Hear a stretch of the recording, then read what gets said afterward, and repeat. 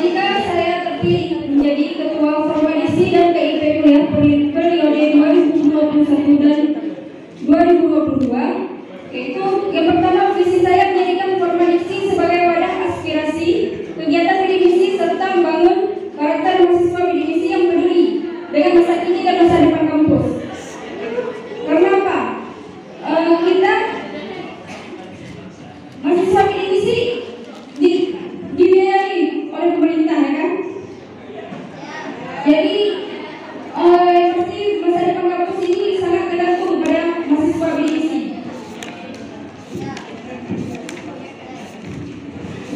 Yang kedua, misi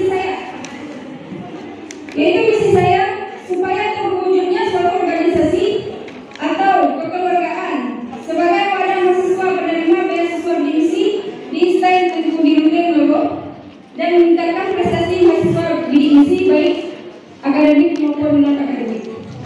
Baiklah, terima kasih. Wassalamualaikum warahmatullahi wabarakatuh. Bawah masyarakat.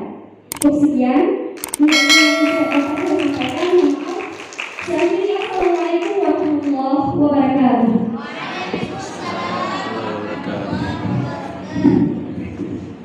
Selanjutnya, mohon juga Upianti.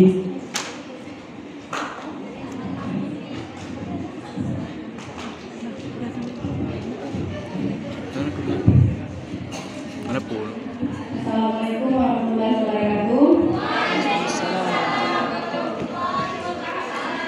Jadi saya Upianti, calon nomor urut 3. Jadi visi misi saya di sini apabila saya terpilih nantinya menjadi Ketua Formadiksi periode 2021-2022. Yang pertama kan visi saya itu menjadikan Formadiksi maupun ikuti ya sebagai forum ataupun wadah peningkatan itu baik di prestasi, kreativitas dan fleksibilitas pada masyarakat maupun negara yang berkarakter cerdas, mandiri dan bertakwa.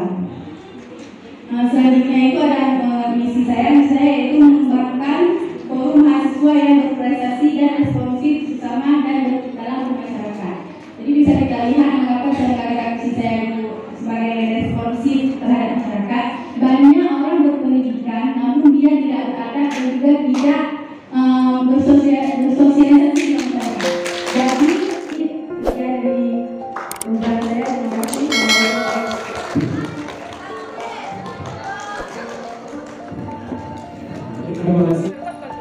Mana Heni? Kalian jawab bicara.